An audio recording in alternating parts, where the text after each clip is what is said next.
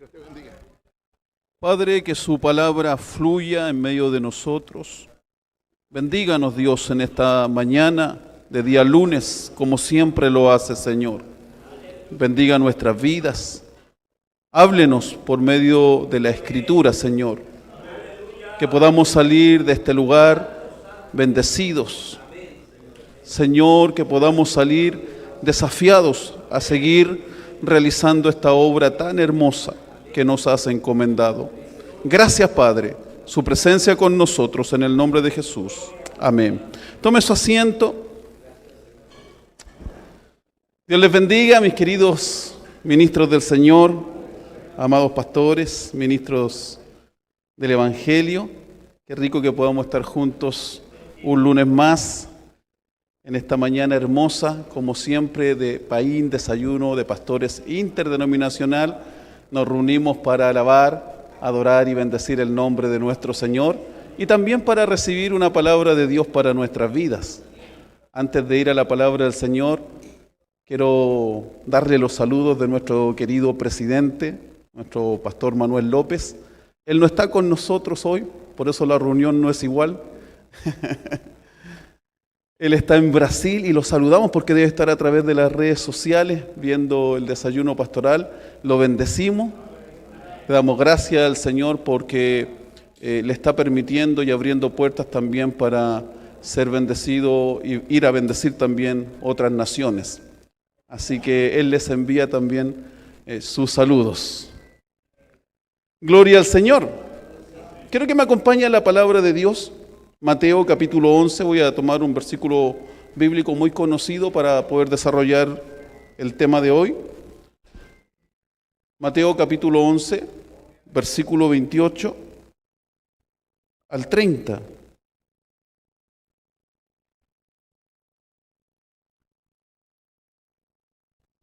Mateo capítulo 11, versículo 28 al 30. Dice la palabra de Dios, y lo leo en el nombre de Jesús. Venid a mí todos los que estáis trabajados y cargados. Y habla Jesús y dice, y yo os haré descansar. Llevad mi yugo sobre vosotros y aprended de mí, que soy manso y humilde de corazón, y hallaréis descanso para vuestras almas. Porque mi yugo es fácil y ligera mi carga. Amén. Hay dos formas en las que Satanás, el diablo, ataca al ministro, al ministerio, a quienes están a cargo de apacentar la grey del Señor, la iglesia de Jesucristo. Es una labor hermosa, de honor, de honra, extraordinaria, poder estar representando al Señor, sirviendo a la iglesia de Jesús, a la cual Él compró a precio de sangre. Él dio su vida por su iglesia. No lo hizo por nada más que por la iglesia. Todo lo demás lo hizo de otra forma, pero cuando Él quiso fundar su iglesia, Él mismo descendió del cielo y entregó un cuerpo y derramó hasta la última gota de sangre en el madero de la cruz. Así que la iglesia tiene un valor incalculable, increíble, no tiene precio. Cuando comencé a venir al desayuno pastoral, tomé la decisión de hacer dos cosas. Una, dignificar a través de la predicación, la enseñanza de la palabra del Señor, el ministerio. Dignificarlo. No hacer que se vea menor, sino que tenga el alto honor y la honra que Dios le da en la palabra. Dice que aquellos que ejerzan bien, en primer lugar, su diaconado, que de ahí salen los ministros de la palabra, van a tener para sí un grado honroso y mucha confianza en la fe. Hay recompensa para aquellos que trabajen y hagan bien la labor ministerial. Y dice que los ancianos que gobiernan bien, que hacen bien la labor, también tengan doble honor, doble honra. Así que Dios honra el ministerio. Cada vez que Dios habla de sus ministros, Él no los menoscaba, Él no los apoca, no los hace menos cosa, sino que todo lo contrario. El Señor, cuando habla de los ministerios, aquellos que ejercen bien la labor, Él les da honor y honra. Y cuando comencé a relacionarme con más ministros de la palabra, yo dije, Señor, yo quiero que tú me uses para dignificar el ministerio. Para que cuando hable con los ministros ellos se sientan bien de ser ministros del Señor y no se sientan mal, que el ministerio sea una bendición y no una maldición para sus vidas.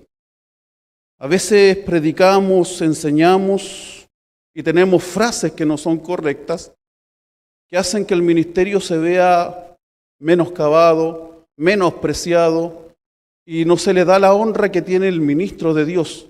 No estoy hablando de falta de humildad. El ministro tiene que ser humilde, aún le estén lanzando muchas flores, tiene que mantener su humildad y llevar la gloria al Señor, porque es un alto honor, pero también es una responsabilidad. Cada vez que se nos diga algo, nosotros tenemos que siempre llevar la gloria al Señor. Pero eso no va en contra de que el ministerio sea algo digno, de que sea algo hermoso, de que sea algo de honor, de que sea algo de honra. Ser un siervo, un ministro del Señor. Yo lo he dicho, no cualquiera toma el ministerio. No cualquiera realiza esta labor. Quien está a su lado ha pagado un precio por estar en el ministerio. Ha renunciado a ciertas cosas. Quizás tenía un camino esplendoroso por donde seguir su vida profesional y tuvo que renunciar al trabajo porque el Señor le estaba llamando al ministerio. Y sin ninguna seguridad económica, financiera, le iba muy bien en su área laboral, pero el Señor lo llamó al ministerio e hizo lo que otros no hacen: dejar su trabajo secular y dedicarse al ministerio. Entonces a veces decimos frases, predicamos cosas que en vez de dignificar esa decisión que ha tomado el ministro, lo menosprecian y lo menoscaban, pensando que cualquiera pudiese hacer eso, que cualquiera pudiese tomar el ministerio, pero hay hombres y mujeres valientes que han decidido hacer la obra del Señor y han pagado un precio que otros no han pagado. Y por eso el Señor tiene corona para aquellos ministros de Dios que han cumplido bien su labor ministerial. Al lado suyo hay alguien que renunció a ciertos privilegios en esta sociedad. Al lado suyo hay alguien que renunció a ciertas cosas que le podía proporcionar un empleo estable. Quizás tuvo conflictos familiares por tomar el ministerio, pero lo hizo por amor al Señor. Cuando pensó que era más importante, dijo, no, es más importante obedecer a Dios, es más importante tomar el llamado del Señor. Y eso para Dios es digno de honra, es digno de honor. Amén. Estreche la mano de quien tiene a su lado y bendígalo en el amor y en el nombre del Señor. Dígale, has tomado una buena decisión. Dígale, quizás va a pasar inadvertido para esta sociedad por haber tomado esa decisión. Quizás no va a tener los reconocimientos que otros tienen por haber tomado esa decisión tan importante y trascendente para tu vida.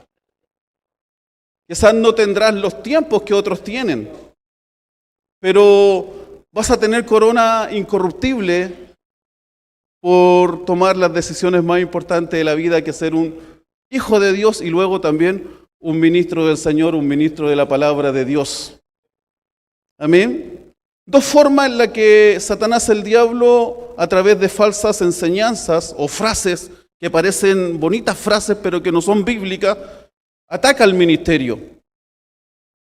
Cansancio excesivo, porque queremos hacer labores que Dios no nos ha mandado a realizar y por eso tenemos agotamiento espiritual, ministerial, físico, porque estamos realizando cosas que Dios no nos mandó a hacer. Por eso tenemos que estar siempre conectados con el Señor, con el Espíritu del Señor, para saber seleccionar qué cosas sí Dios nos está mandando a realizar y qué cosas no, qué cosas nosotros querríamos hacer, pero que Dios no nos está mandando a realizar. Y para eso tenemos que estar bien conectados con el Señor, porque a veces quedamos agotados físicamente, espiritualmente, físicamente, porque estamos realizando labores que Dios no nos mandó a realizar. ¿Y por qué esto? Y en segundo lugar es el sentimiento de culpa. Hay ministros con los cuales me ha tocado relacionarme desde jovencito y puedo ver en ellos tanto mucho cansancio y agotamiento por realizar las labores ministeriales, y otro que he visto en los ministros es un sentimiento de culpa por no estar cumpliendo los estándares que la gente quiere que el ministro cumpla. Por ejemplo, la gente dice, un pastor debería ser de esta manera, un pastor debería hacer estas cosas. Entonces, cuando uno escucha eso y uno no está haciendo lo que esa persona tiene como estándar de lo que tiene que realizar un ministro, el ministro se siente culpable. Y si cae en querer cumplir con la exigencia de las personas, finalmente va a terminar su vida agotado, cansado, porque la gente quiere ver que el pastor haga de todo. El pastor debería visitar a los enfermos, el pastor debería ir a la cárcel, el pastor debería ir a darle comida a los que están allá en el puente, el pastor debería hacer de todo para la gente. Y si usted no está enfocado en lo que realmente tiene que hacer, entonces usted va a terminar agotado, no va a tener tiempo para su familia, para sus hijos, y el Señor dice, ¿qué sacas con ganar el mundo si pierdes lo más importante que es tu alma? Pues hay pastores que pierden sus matrimonios, su familia, a sus hijos, porque no saben equilibrar, gracias, el tiempo. Darle la importancia realmente a lo que tiene importancia y a lo que fueron llamados al ministerio. Entonces por ahí tenemos esposos y esposas dañados por el desequilibrio a veces ministerial e hijos que nunca pueden tener una actividad con sus padres, porque los papás están tan ocupados en el ministerio que no tienen tiempo para poder disfrutarlo en familia. Y si lo disfrutan en familia, pasa la segunda parte, que se sienten culpables, porque en vez de estar jugando con sus hijos, podrían estar cumpliendo el estándar de lo que quiere la gente. Estar visitando una cárcel, estar yendo a un hospital. A veces dicen, ¿qué estoy perdiendo el tiempo acá con mis hijos? Podría estar evangelizando en un hospital, podría estar predicando en la calle. Usted no fue llamado a hacer de todo. Usted fue llamado a cumplir una labor que Dios le encomendó. Y la labor más importante de nosotros los ministros de la palabra es cuidar nuestra familia en primer lugar. Amén. Conozco muchos hijos de pastores que le terminan teniendo mucha rabia al ministerio. Mucha rabia porque no ven nunca a sus papás. No han tenido nunca una actividad recreativa con sus papás. No han podido nunca ir al cine con su papá, a un parque, porque no saben equilibrar el llamado y también su vida familiar, su vida matrimonial. Dios nos ayude, porque sabe, a veces de la misma iglesia salen frases que parecen bonitas, lindas de ejecutar, pero que no son bíblicas. Por ejemplo, hay una frase que dice, los ángeles callan porque nosotros ahora vamos a cantar. ¿Has escuchado esa frase en los cultos? Ahora los ángeles van a callar porque nosotros vamos a cantar y Dios nos va a escuchar a nosotros. Suena bonita la frase, ¿cierto? Pero ¿qué dice la Biblia de los ángeles cuando ellos cantan? Los que conocen la palabra de Dios, ¿qué dice del cántico de los ángeles? Que los ángeles cantan de día y de noche. Los ángeles nunca paran de cantar. Siempre están cantando porque siempre hay alabanza y adoración en el cielo. Amén. Ahora el desafío nuestro dice que se haga la voluntad del Señor como en el cielo, así en la tierra. Los ángeles no se callan para que Dios nos escuche a nosotros cantar. De hecho, Si uno analiza bien la frase, una frase como bien ególatra de nosotros mismos, como que mandamos a callar a los ángeles para que Dios finalmente termine escuchándolo a nosotros. Y dirá Gabriel allá arriba, ¿qué se creen estos que nos vamos a callar nosotros si nosotros tenemos que alabar al Señor de día y de noche? Allá no hay silencio en el cielo. Allá se está cantando día y noche, las 24 horas del día se está cantando, alabando al Señor y gozándose, porque dice que además hay fiesta en los cielos cuando un pecador se arrepiente, y a cada segundo, acá en la tierra, hay una persona que le entrega su vida a Jesús. No hay espacio ni para la tristeza ni para el silencio en el cielo. Entonces, cuando decimos frases que parecen que suenan muy bonitas, pero que no son bíblicas, finalmente no hay un apoyo ahí a lo que realmente es verdadero. Por ejemplo, votemos los letreros. Votemos los letreros. Ahora yo le pregunto a usted, ¿sabe usted cuánto le costó a la primera iglesia poder poner un letrero? Porque suena bonita la frase. Votemos todos los letreros y que no haya el letrero. ¿Cierto que suena bonita la frase? Pero no es bíblica. Ahora yo le pregunto, ¿usted es capaz de unirse incluso con su letrero puesto? ¿Es necesario votar el letrero para unirnos? Para nada. No es necesario que usted saque el letrero porque el letrero le costó. Y quien sabe de iglesia, porque aquí los que dicen amén, los primeros que dicen amén de vote el letrero, son aquellos que no saben lo que cuesta poner un letrero. Sí, son los primeros, ustedes los escuchan, ahora no van a decir amén. Pero cuando dicen voten los letreros, ¡amén! No, porque nunca han levantado una iglesia. No saben lo que cuesta sacar una personalidad jurídica. No saben lo que le costó a la primera iglesia en Chile. No sé si hay historiadores de la iglesia acá. Hay hermanos que han estudiado acerca de la iglesia. Ahí tenemos un pastor que tiene mucho conocimiento de la historia de la iglesia en Chile. Yo tengo un pastor que viene acá, el pastor Nelson Muñoz, que ha estudiado la historia de la iglesia de Dios en Chile. ¿Cuánto le costó al primer pastor y a los primeros pastores el pelear jurídicamente para que nosotros, la iglesia evangélica, podamos poner un letrero arriba de nuestras iglesias? Entonces a veces decimos esas frases, votemos los letreros, tan livianamente que no entendemos que ahí hay esfuerzo, trabajo, sacrificio, tener que pelear con todo el reino de las tinieblas para que la iglesia pudiese poner un letrero, poder iluminarlo. El único que quiere que votemos los letreros es el diablo. ¿Cierto, Pastor Sánchez? Al diablo le gustaría que nuestras iglesias no tengan letrero. ¿Sabe? Hay personas que se han convertido al Señor, han ido mirando el suelo y de repente miran para arriba y ven un letrero. Iglesia del Señor, tanto. Y hay testimonios de hermanos que dicen, ¿sabe qué? Yo iba mirando al suelo, pero algo me dijo, mira para arriba. Y vio el letrero. Con la personalidad jurídica, el nombre de la iglesia, y pudo entrar a la iglesia. Y ahora es un hijo, un siervo de Dios. Amén. Suenan bonitas las frases, pero menoscaban el ministerio. No son frases correctas, no son de acuerdo a la palabra de Dios. No, esas frases no han visto el esfuerzo, el sacrificio que tiene instalar un letrero. Otra frase que dicen siempre, y no la diga más, ustedes pasan encerrados en las cuatro paredes.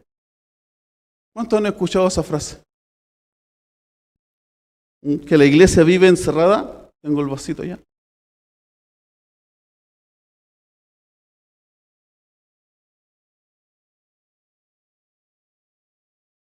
Que la iglesia vive encerrada en las cuatro paredes. La intención es que la iglesia salga a evangelizar. En la pandemia no pudimos contar con los recintos que el Señor nos permite poder congregarnos. ¿Es necesaria la iglesia? ¿Son necesarias esas cuatro paredes ¿cierto? ¿A quién le gustaría que se cerraran las iglesias? Al diablo. El más interesado en que se cierre la iglesia, ¿cierto? Que no podamos contar con esas cuatro paredes. Es necesaria la labor de la iglesia hacia la sociedad, la comunidad. Está en lo cierto en ese sentido. Pero eso no significa que las cuatro paredes están de más, o que no tengamos que tener una labor de iglesia hacia adentro. ¿Dónde va a ir esa gente que evangeliza? ¿Dónde van a ser enseñados?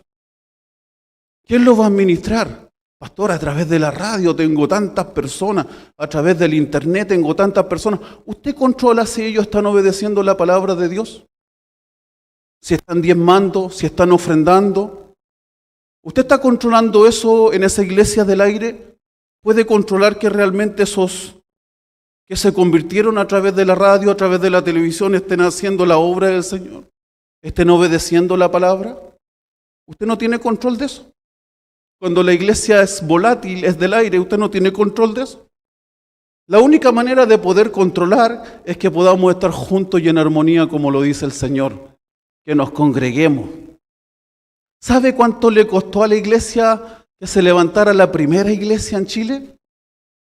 Que pudiesen comprar un lugar, un terreno, que tuviesen los permisos en primer lugar y que pudiesen conquistar esas cuatro paredes. ¿Sabe cuánta alegría para ese ministro de la palabra el poder adquirir un terreno y poder levantar una iglesia?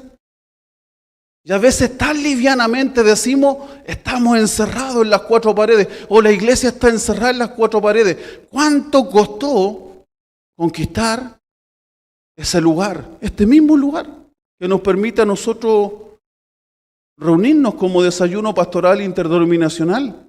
¿Cuánto le costó a nuestros pastores el poder adquirirlo, el poder hermosearlo? Cada cosa que realizan, hoy prendieron unos focos muy lindos acá. Todo tiene un precio, todo tiene un costo.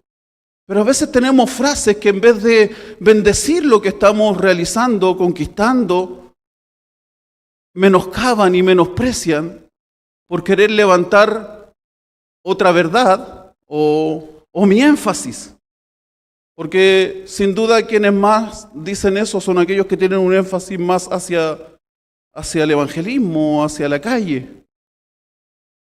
Pero no puedo menoscabar algo por querer levantar el énfasis que yo tengo. Amén. Dígale a quien está a su lado, no digas más esa frase.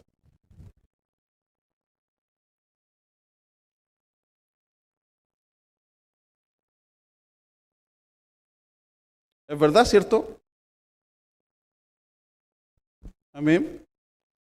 Parecen bonitas frases, pero son incorrectas.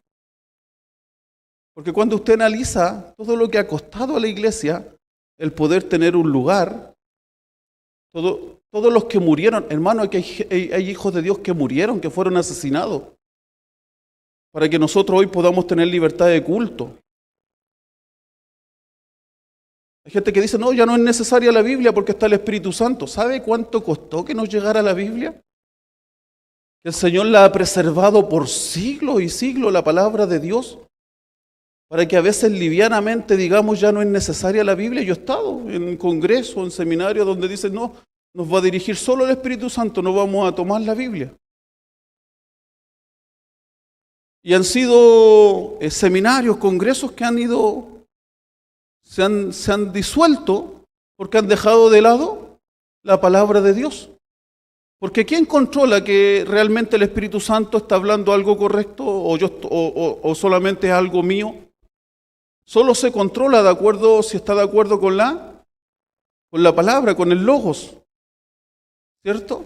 Porque la palabra profética más segura es la Biblia, y todas las demás profecías tienen que ser pasadas. Yo le digo por el sedazo o el colador, que es la Biblia. Si está de acuerdo a la Biblia, bien, la recibimos. Pero si no está de acuerdo a la palabra, la rechazamos inmediatamente. Entonces, suenan frases como bien bonitas y a veces se dicen desde un púlpito y no son correctas, no son bíblicas. Y al contrario, vienen a menoscabar lo que realmente Dios quiere darle honor, honra. Amén. Los egipcios odian a los ministros de la palabra del Señor.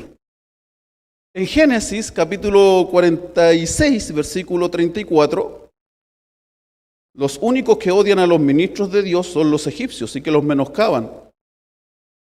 En Génesis capítulo 46, versículo 34, por eso antes de predicar, enseñar o decir una frase, analícela de acuerdo a la luz de la palabra de Dios, para que sea una frase que bendiga, que no sea una frase que menoscabe, que menosprecie, que maldiga.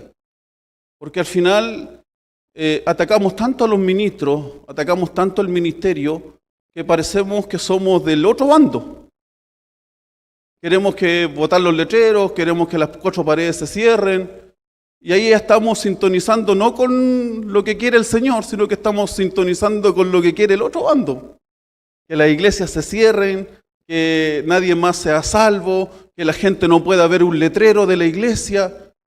Si nos podemos unir con letrero y todo, podemos evangelizar y tener, quienes han estudiado en institutos bíblicos, universidades teológicas, el evangelismo más efectivo, el evangelismo personal. ¿Cierto? ¿Por qué? Porque ahí uno conoce a la persona, la lleva a la iglesia, la persona conoce a quién lo llevó, puede permanecer por más tiempo.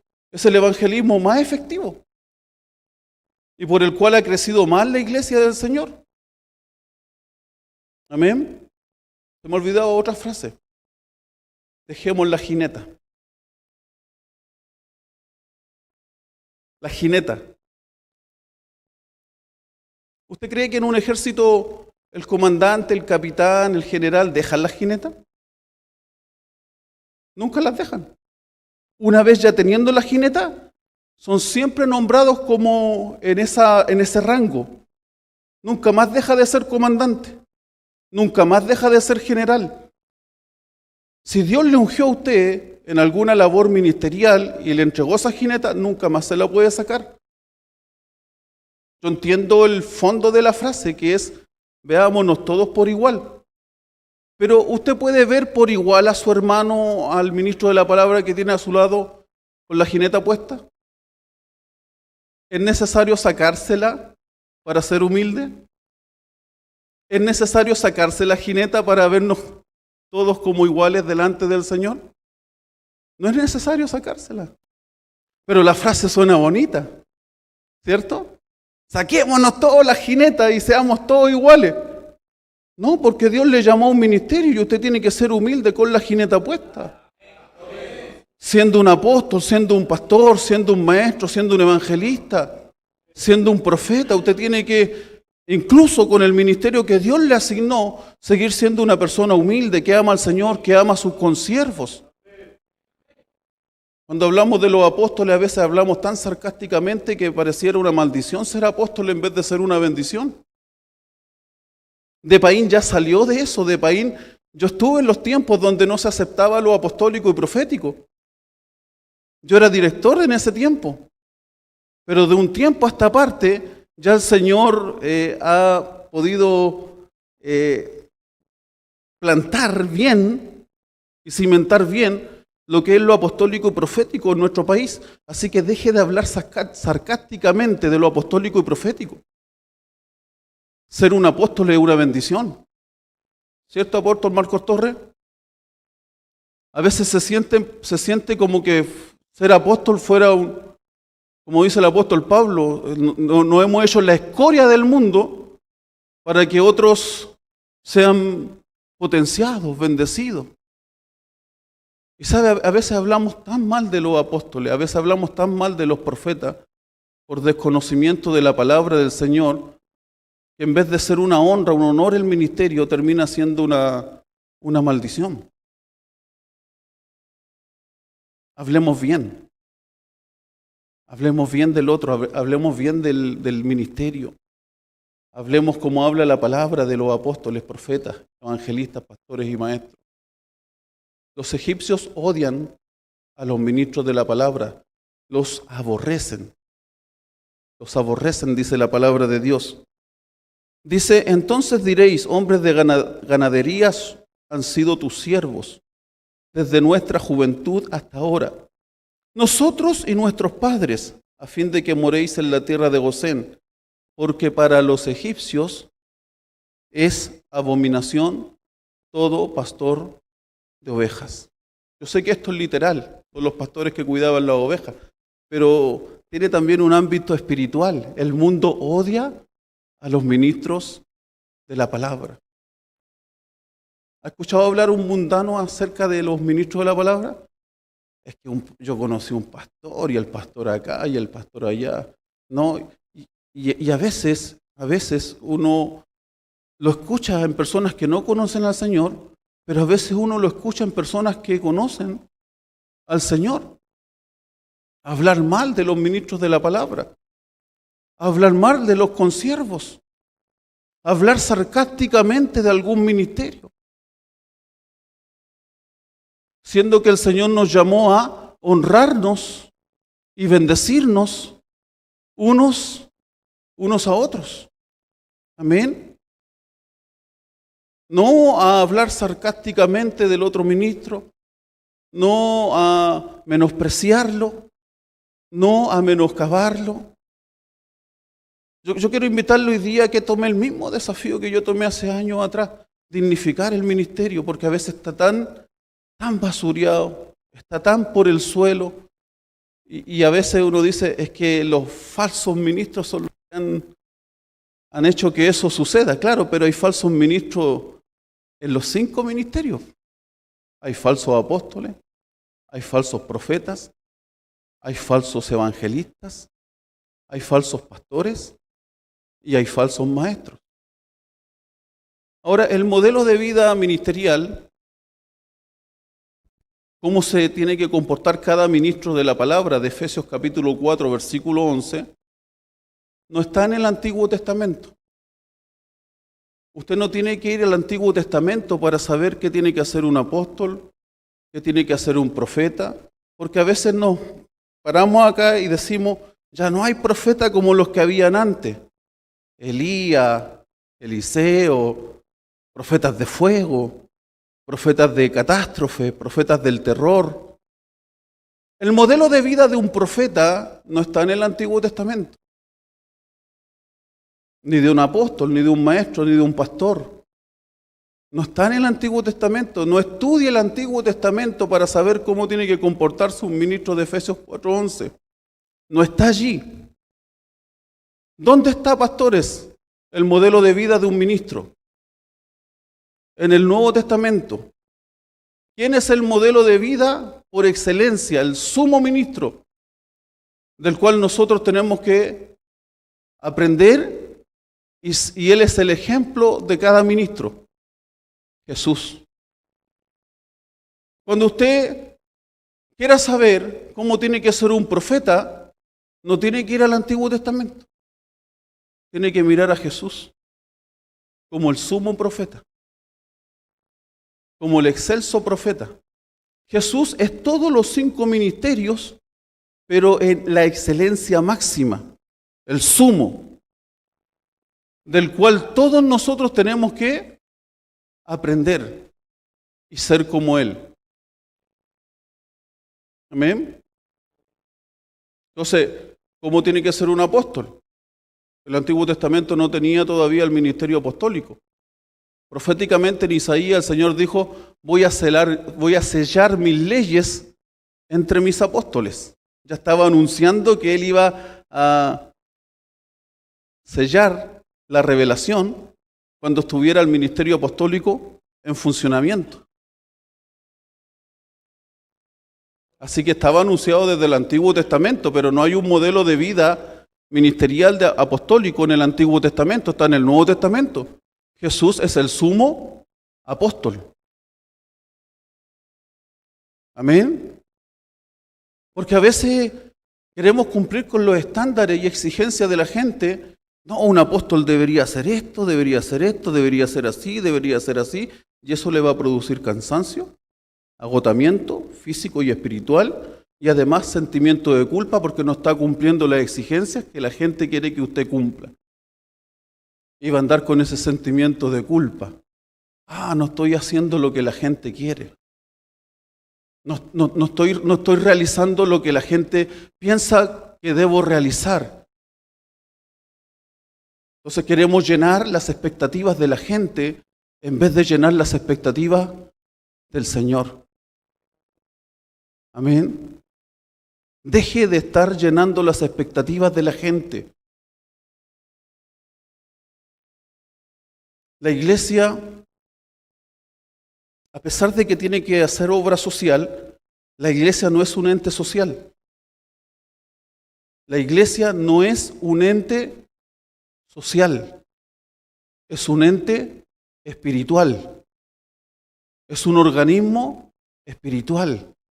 A pesar de que tenemos que hacer obras sociales, finalmente la iglesia se volca tanto a las actividades sociales, deja de lado las espirituales, que termina siendo fundación y deja de ser iglesia. ¿Me escuchó eso? ¿Cuántas iglesias ahora ya no son iglesias? Son fundaciones. ¿Y sabe por qué son fundaciones en el fondo? No todas, hay excepciones, porque reciben más recursos del gobierno. Porque ¿sabe lo que le dice el que está postulando para alcalde, para concejal? Transforma tu iglesia en fundación, porque así te voy a poder aportar. Vas a recibir más. Porque no te podemos dar si solamente eres iglesia, tienes que hacer trabajo social, porque así vas a poder recibir más. ¿Y sabe los fondos que se desvían a las fundaciones? No me quiero meter en política, pero hay un caso que se llama el caso Fundación. Y hay iglesias, lamentablemente, metidas en el caso Fundación, a la cual se han desviado recursos públicos. La iglesia termina vendiendo pollo asado, la iglesia termina vendiendo papas fritas, se transforman en restaurantes porque ganan más dinero siendo un restaurante que siendo iglesia. Al final es tanta la obra social y se deja de lado la espiritual que finalmente se transforman en fundaciones y dejan de ser la iglesia por la cual Jesús murió, dio su vida, dio su sangre para que sea un ente completamente espiritual, sin dejar de lado la obra social, porque tiene que estar. Si tiene que estar, tenemos que hacer algo social, pero eso no es el llamado del Señor a la iglesia. El gobierno tiene obras sociales, tiene fundación, el gobierno tiene que llegar en ayuda, y a donde no pueda, por supuesto, vamos a la iglesia. El gobierno siempre nos agradece eso, allá en Lo Prado, la alcaldía. Donde la alcaldía no puede llegar, llegan ustedes, nos dice la iglesia de Lo Prado. Pero si llegamos solo con lo social y descuidamos lo espiritual, no sirve de nada. Si la iglesia es primeramente un organismo espiritual. ¿Pero qué le dicen a ustedes esas frases bonitas? La iglesia debería estar ahí. La iglesia debería estar haciendo esto. Y el pastor no haya como cumplir en el ministerio, cumplir acá. Se termina transformando en fundación. Ahora todo gira en torno a lo social y perdemos poder e influencia espiritual. Amén. Gloria al Señor. Tenemos que hacer lo que Dios ha determinado que tenemos que realizar, tanto en nuestras labores ministeriales, individuales, personales, como también congregacionalmente como iglesia. Una iglesia pierde fuerza cuando divide sus fuerzas en una cosa y en otra cosa que Dios no le ha mandado a realizar. Amén. Y por eso perdemos poder espiritual y por eso perdemos como iglesia también influencia en el área nacional. Yo recuerdo antiguamente hubo una oportunidad que quisieron venir esos grupos que considerábamos satánicos, por supuesto lo son, Kiss, esos grupos rockeros, ¿se acuerdan? Heavy metal. Y la iglesia se unió en oración. ¿Y qué pasó? Se cancelaron esos conciertos acá en Chile. Era una iglesia con menor poder adquisitivo, no teníamos fundaciones en ese tiempo, no había tanto trabajo social, pero la iglesia se abocaba a lo netamente espiritual. Y era tan poderosa la oración que era capaz de cerrarle la frontera a aquellos grupos satánicos que venían a dar conciertos a nuestro país. ¿Sabe todo lo que tenía que retroceder para que se cerrara ese contrato? Habían contratos multimillonarios, pero por la oración de la iglesia se cerraba ese concierto. Amén. Hoy podemos tener muchas cosas más, pero hemos perdido poder, hemos perdido autoridad, hemos perdido influencia, porque estamos abocados a otras cosas y las consideramos más importantes que lo netamente espiritual. Jesús murió por su iglesia para que su iglesia haga retroceder al reino de las tinieblas. Jesús murió por su iglesia para que las puertas del infierno no prevalezcan en contra de ella. ¿Cuántos dicen amén? Amén. Satanás quiere las iglesias cerradas. Satanás quiere que la iglesia tome otros énfasis que Dios no le ha dado. ¿Cuántas iglesias se han convertido el día de hoy, sobre todo en este tiempo, en verdaderos casas que toman los políticos para comenzar sus campañas políticas? Y en las mismas iglesias nuestras, a veces los políticos anuncian su campaña política. La iglesia no es una fundación social y la iglesia tampoco es un partido político. Dios no murió por su iglesia para que sea un partido político, ni para que perdamos influencia, poder, por tener alianzas con partidos políticos. La iglesia está por encima de eso. La iglesia está por encima de la política. Antiguamente Israel era un estado que no había separación entre la política y la vida de iglesia, podríamos llamarle así, la vida espiritual. En Chile sí, hay una separación entre lo que es lo político de lo que es la iglesia. Usted tiene que saber distinguir que hay una línea divisoria ahí. No somos una nación donde está unida la política y la vida espiritual, la religión. Entonces, cuando hacemos alianza con los políticos, ¿qué perdemos? Influencia, fuerza. El poder ser de instrumento para hablarle a los políticos. Amén. La iglesia no es un partido político. Somos un ente espiritual.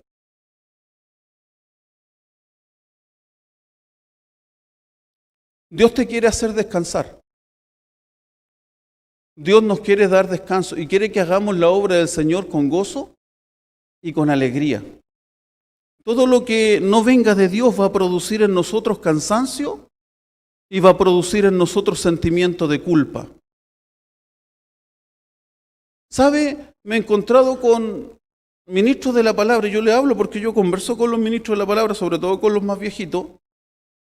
Desde siempre que llegué al Depaín conversaba con los más viejitos y me decían, qué lindo, usted tiene la facultad de escucharnos a nosotros. Me agradecían los viejitos. Y yo aprendía de ellos. Y muchos de ellos se sentían culpables de tomarse vacaciones. El enemigo es tan pillo, como decimos en Chile, que pone sentimientos de culpa en usted como que usted fuera el único ministro que si usted no está, la gente no se va a salvar. ¿Qué le dijo el Señor a Elías cuando estaba escondido en la cueva? Tengo 7,000 rodillas.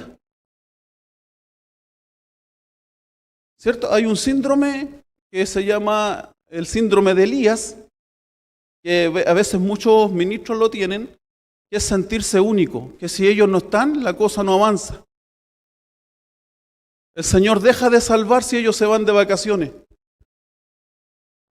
El Señor deja de salvar si ellos van a tener una actividad recreativa con sus hijos o va al cine con su esposa. Entonces se siente tan culpable de hacer algo que considera tan secular que al final daña a su familia y no tiene descanso y se siente también culpable. ¿Cuántos ministros por ahí se sienten culpables de tomarse incluso vacaciones? Y yo he escuchado a algunos que con mucho orgullo dicen, yo llevo años sin tomarme vacaciones. O nosotros mismos pensamos que si alguien está haciendo una actividad que no es netamente espiritual, lo atacamos porque decimos, en vez de estar predicando, en vez de estar evangelizando. Mire el pastor, ahí está, y quienes ven mi Facebook, ven que yo juego fútbol, ¿cierto? Con mis hijos. Ahí donde el pastor Cerda, ahí en Pedro Aguirre Cerda, yo voy a jugar con ellos fútbol. No faltará el religioso que ve mi foto y dice, mire, ahí anda jugando a la pelota con los hijos en vez de andar evangelizando a la gente. ¿Y qué quiere el enemigo con eso? Poner sentimientos de culpa en mí.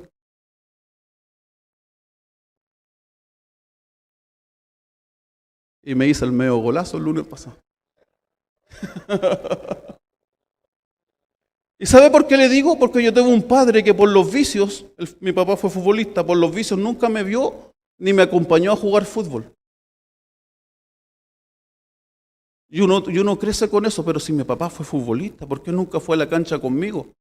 Yo no quiero que a mis hijos le pase lo mismo.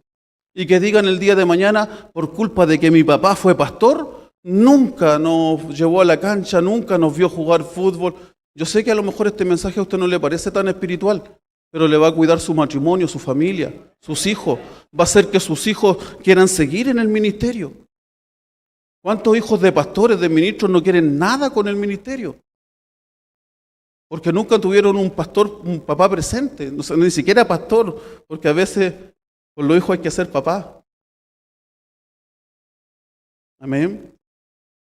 Entonces usted va al cine y publica la foto en Facebook, donde publicamos todo. Mire, en vez de estar haciendo una campaña de oración, está yendo al cine.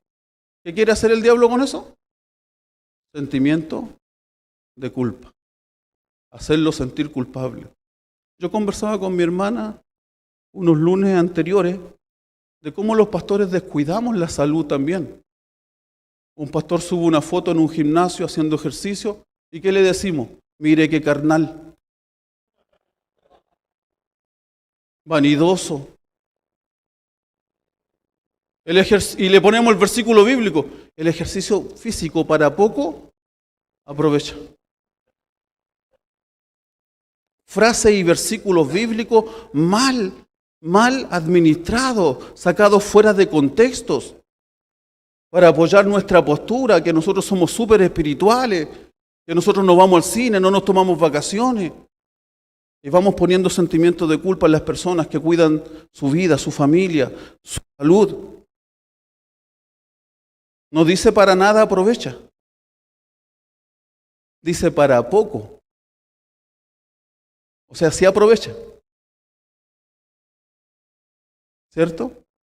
Sí aprovecha el ejercicio físico. ¿Cuántos pastores mueren por infarto al corazón? ¿Sabe? La mayor causa de muerte de los pastores, de los que estamos aquí, son infartos al corazón. El 98% de los pastores muere por infarto al corazón. ¿Y sabe por qué? Porque no cuida su alimentación ni hace ejercicio. ¿Cierto? Gracias, Enrique.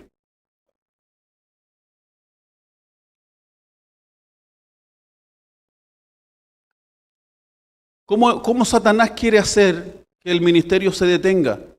Cansancio excesivo, agotamiento espiritual, físico y mental.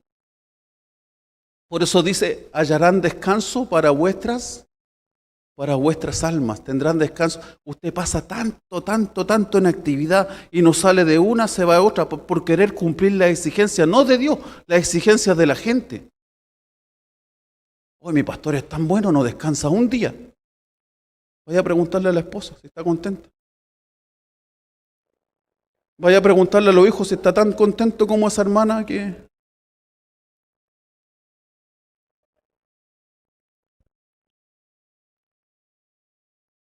Amén, ¿o no? Pero pasa de actividad en actividad, sale de una, se mete en otra, no hay tiempo de descanso. Por eso está agotado.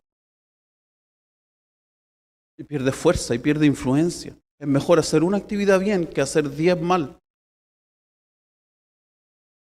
Hacemos 10 campañas a la semana, las 10 salen mal, en vez de hacer una buena.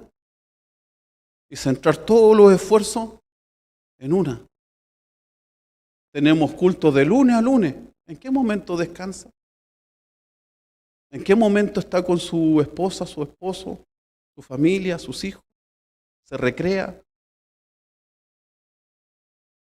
Pero el enemigo es pillo y nos quiere hacer sentir culpables.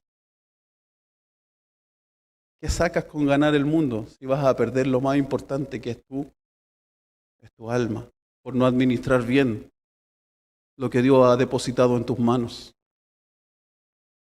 Dice que tenemos que ser buenos administradores. Dice que tenemos que ser buenos mayordomos. Y dentro de la mayordomía que el Señor nos entregó está la familia, está nuestro propio organismo, nuestro cuerpo, que es templo del Espíritu Santo y que tenemos también que cuidar para no caer en esas estadísticas letales de muerte en el ministerio, que son por las causas más comunes los ataques al corazón. Tiene que cuidar también su salud, mi querido ministro, porque Dios quiere usarle grandemente y le va a usar y va a ser de influencia a nivel nacional e internacional, pero hasta cuando su organismo se lo permita. Por eso tiene que cuidar su organismo. No parta de esta vida antes de lo que Dios determinó. Alcance todo el plan y el propósito que Dios tiene para su vida. Amén. Saque a su familia en algún momento, si no todo es trabajo ministerial. No quiera cumplir los estándares de la gente. La gente, si fuera por ello, le gustaría verlo a usted las 24 horas como un esclavo trabajando, cosas que ni ellos hacen. Y los religiosos también, dice que ponen carga en usted que ellos no llevan ni con un dedo. ¿Ve que se acabaron los amenes? Pero si yo dijera, votemos los letreros, amén. Si yo dijera, suelten la jineta, amén. Si yo dijeran, salgan de las 4 paredes, amén, gritarían. Pero no es correcto, no es bíblico y nosotros tenemos que dirigirnos por lo que es bíblico. Amén. Yo sé cuánto cuesta levantar un templo. ¿Y sabe por qué? Porque Dios me ha permitido hacerlo. Así que a usted que le ha costado levantar un templo, no diga amén. Cuando la gente diga, cierren las 4 paredes, no diga amén. Cuando digan, no se encierren en las 4 paredes, no diga amén, porque usted sabe lo que le ha costado conquistar, levantar ese templo. Habitualmente lo hace gente que no sabe lo que es pagar un arriendo. Juntar todos los meses para poder mantener la iglesia abierta, las puertas abiertas, para que la gente venga y se salve. ¿Dónde va a llevar la gente que ustedes salvan el evangelismo? ¿Dónde van a ir a ser enseñados? Los voy a llevar a mi casa, pastor, ya, pero todo organismo tiene que ir creciendo. Va a llegar un momento en que su casa no va a dar abasto y va a tener que arrendar algo. Eso es lo que no entienden los hermanos. Es que por las casas, pastor, hay que abrir las casas. No. Va a llegar un momento en que la casa se va a llenar y eso el Señor lo haga en todas las casas que se abren. Y nos va a dar abasto la casa y vamos a tener que arrendar un lugar más grande. Amén. Hablaba con un pastor, con esto finalizo, y le decía, tenga cuidado de no estar atendiendo a gente floja, que le gusta que lo atiendan en la casa. Dígale a esa gente que el Señor le va a permitir conquistar un lugar y vea si esa gente que le gustó que lo fueran a atender a su casa va a hacer el mismo esfuerzo para ir a un lugar ahora donde usted va a levantar, donde Dios le va a permitir. Si no, usted acostumbró a una persona floja a llevarle todo a la casa. Hoy estamos en esa era. Ya no hay que salir a comprar, ahora me traen toda la casa. Los Rappi, el pedido ya. Todo es la sociedad microondas, todo rápido, todo. Yo llamo nomás o a través de una aplicación y queremos que la iglesia sea igual. Voy a tomar el teléfono, el WhatsApp, pastor, estoy pasando una situación difícil, ya voy, en 2 segundos estoy allá. Pedidos ya, pastores ya.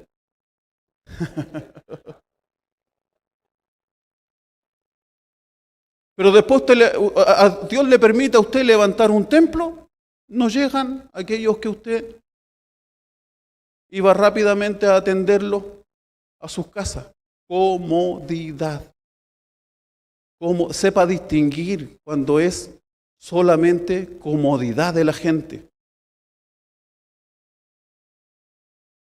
Porque si no le va a producir a usted agotamiento, sentimiento de culpa y va a terminar renunciando al ministerio.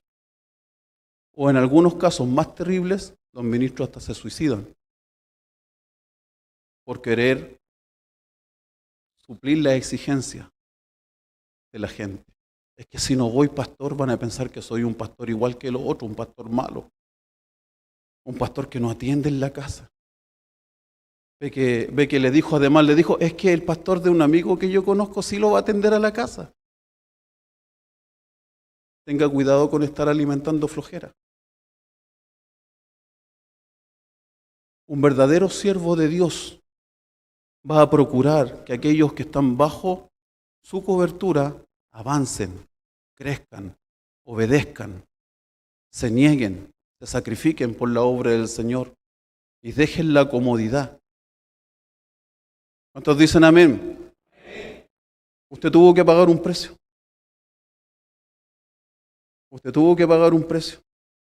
Y así como usted tuvo que pagarlo, aquellos también que van a estar bajo su liderazgo y cobertura, también tienen que pagar ese precio por amar, adorar y bendecir al Señor. Si no, solamente está alimentando flojera, comodidad.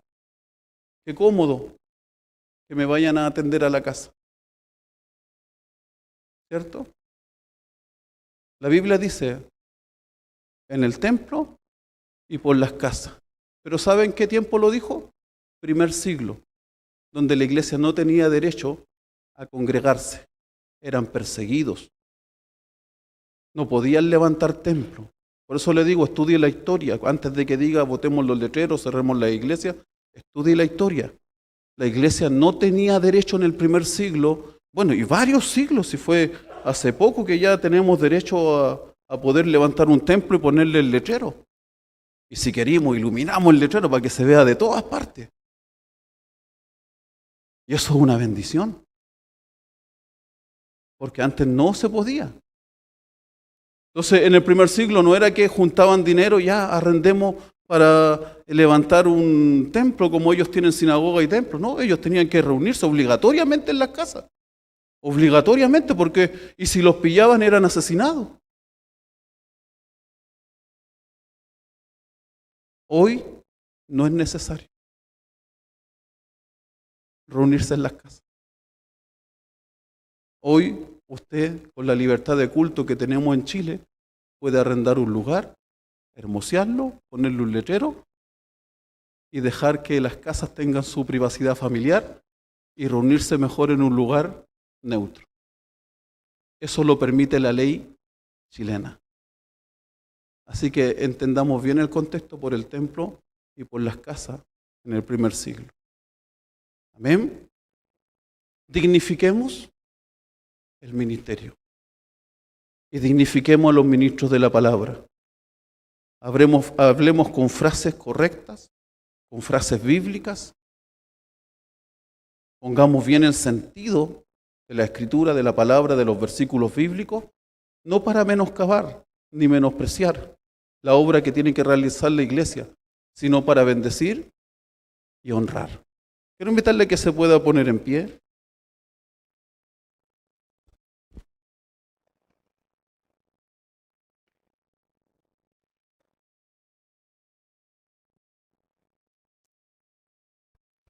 Quiero invitarle que tome la mano del ministro que tiene a su lado, sabiendo que hay un alto honor y una honra en tomar el ministerio.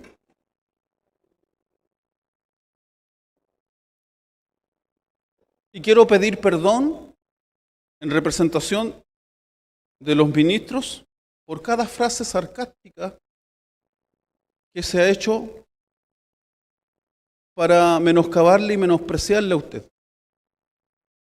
Quiero pedirle perdón en representación de aquellos que lo han hecho. Perdónennos, apóstoles, perdónennos, profetas, perdónennos a aquellos evangelistas, perdónennos a aquellos pastores y maestros por haber recibido esas frases sarcásticas. Aquí viene el apóstol. Ahora se cree arcángel. ¿No? Es un apóstol del Señor. Es un siervo del Señor que Dios apartó. Perdónennos. Porque no somos nosotros, la iglesia, los que odian a los ministros, son los egipcios. Amén. Nosotros amamos a los ministros de Dios. Los honramos y los bendecimos. Vamos a orar, Padre. Le damos tantas gracias por esta hermosa mañana en su presencia. Yo he hablado lo que usted ha puesto en mi corazón. Dios, y sé que será de mucha bendición para aquellos que aman, adoran su nombre y quieren vivir de acuerdo a la palabra. Señor, honramos a todos los ministros que nos congregamos en desayuno pastoral interdenominacional. A todos los ministros de Efesios capítulo 4, versículo 11. Apóstoles, profetas, evangelistas, pastores y maestros. Siervos de Dios y siervas de Dios que aman al Señor con todo su corazón y han sido capaces de renunciar a muchas cosas por cumplir el ministerio. Señor, trae sobre ellos recompensa y galardón. Que puedan, Señor, también tener descanso. Salga fuera todo sentimiento de culpa incorrecto por frases, por predicaciones, enseñanzas incorrectas con respecto al ministerio. Les bendecimos, Dios. Oramos para que sigan avanzando en sus territorios, en los lugares que les has asignado, Señor, y que pongas, Señor, y coloques al lado de ellos personas que le honren, Señor, y que juntos puedan extender el reino de Dios y hacer retroceder al reino de las tinieblas. Las puertas del infierno no prevalecen contra la iglesia de Jesucristo. Gracias, Señor, por cada regalo que le has dado a este mundo. Señor, cada regalo ministerial, Señor. Cada ministro de la palabra, Señor, que, Padre, junto con su familia, bendicen la obra del Señor. Bendígalos, Dios, que no tengan falta de ningún bien, Señor, y que también puedan disfrutar y hacer con gozo, con alegría, la labor que les has encomendado. En el nombre de Jesús. Amén. Amén. Gloria al Señor. Dele aplausos al Señor. Yo quiero invitarle, y finalizamos con esto, abrace al consiervo que tiene a su lado y dígale gracias. Gracias por responder positivamente al llamado del Señor. Dígale, no te voy a menoscabar más, no te voy a menospreciar más. Eres un regalo de Dios. Eres un regalo de Dios para este mundo, eres un regalo de Dios para la iglesia. No más menosprecio, no más menoscabo, no más descrédito injustificado. Eres un regalo de Dios.